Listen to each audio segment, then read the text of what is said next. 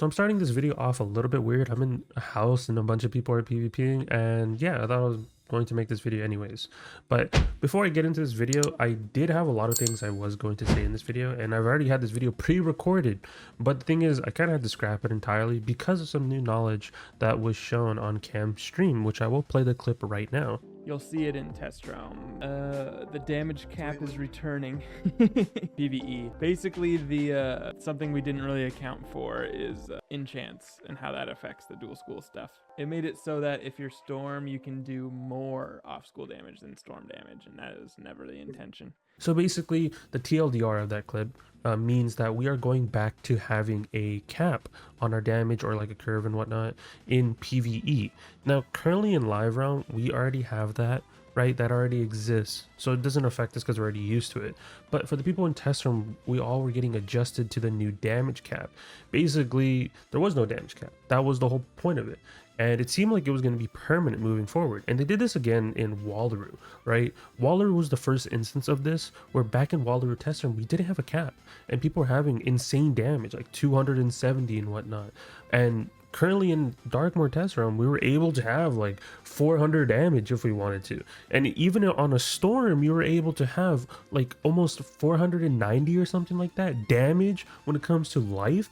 So people were out there doing some testing and whatnot and using life's AoE, the life AoE that you get from Wallaroo, on a storm and doing like 9k round one, which is crazy. This was no buffs, nothing, doing 9k. So it kind of just made other schools obsolete, and it just felt better to always cosplay.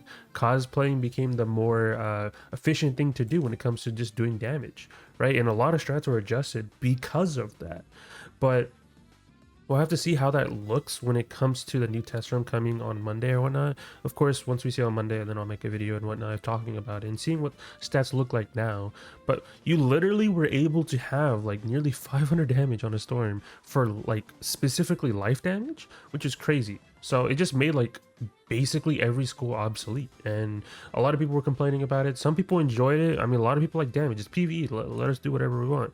And people are looking forward to all the cosplaying builds, but that's no longer going to be a thing to a certain extent. I think you're still going to be able to play as another school, right? So for example, there were a lot of people who played storm on a death because you can have the high health, the high res, and on top of that you had storm damage just like a storm. But realistically, no one's going to be able to play a storm just like a storm, like to the efficient rate it's possible.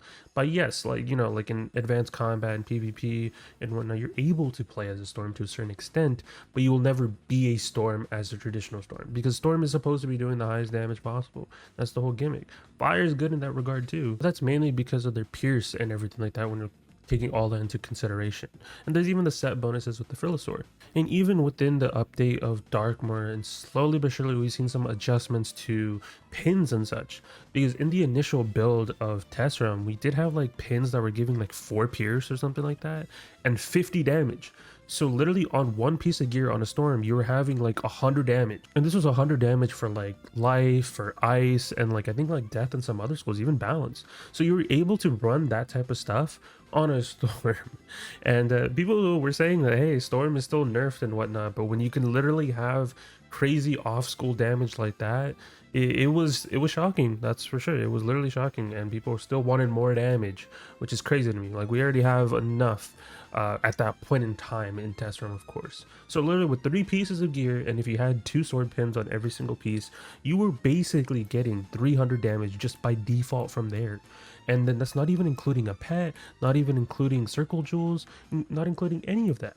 So if you ran everything all together, you were having some crazy stats on a storm. And other schools were able to do nearly that. I've seen people with like crazy stats on a death, or maybe even on a fire. But the creme de la creme was a storm doing the most insane amount of damage round one, because it made Bunyip feel useless.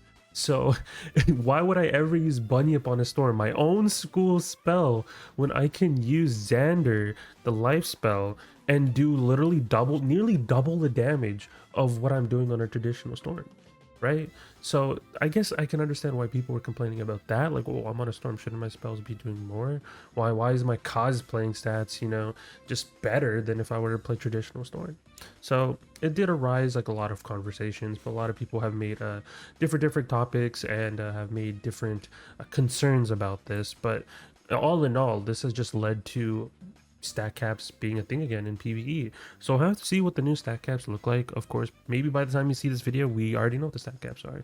But my assumption is maybe like around, I mean, if we have currently what it looks like in live round, we have 237 as the curve. You can go higher, but like it requires a lot of stuff.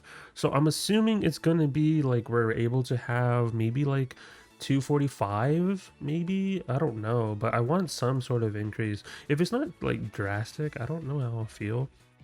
I'm assuming our pins will play a different part versus our own school, but we'll have to see literally once we see in test room, which we won't find out till the next couple of days.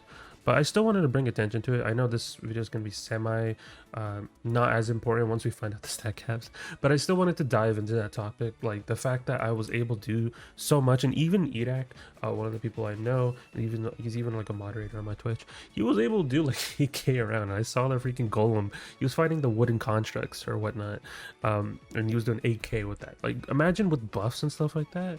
I mean, yeah, at the end of the day, Scald and Cindy is still going to be you know, the creme de la creme, but you know, if Scald ever becomes trainable on other schools, that is going to be crazy. You're never going to need a fire anymore.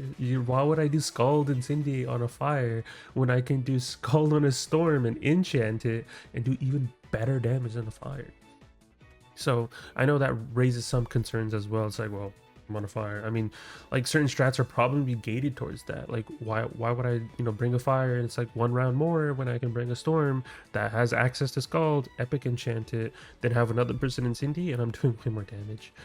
That's why I'm scared of certain cards ever being trainable in other schools. Now I know that's probably going to happen at some point.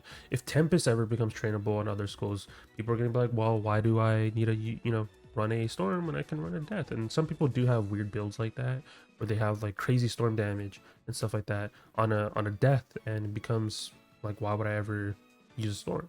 So it's going to be something like that if, you know, Scald ever becomes trainable or other spells like that become trainable.